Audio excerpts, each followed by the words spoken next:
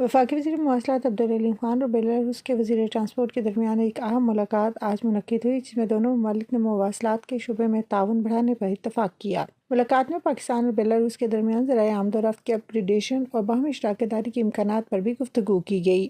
اس موقع پر بات کرتے ہوئے عبدالعلیم خان نے کہا کہ پاکستان آذربائیجان اور ترکی کی طرح بیلاروس کو بھی سرمایہ کاری میں شراکت دار بنانا چاہتا ہے اور سینٹرل ایشیا تک تجارتی کوریڈور بنانے کا خواہاں ہے۔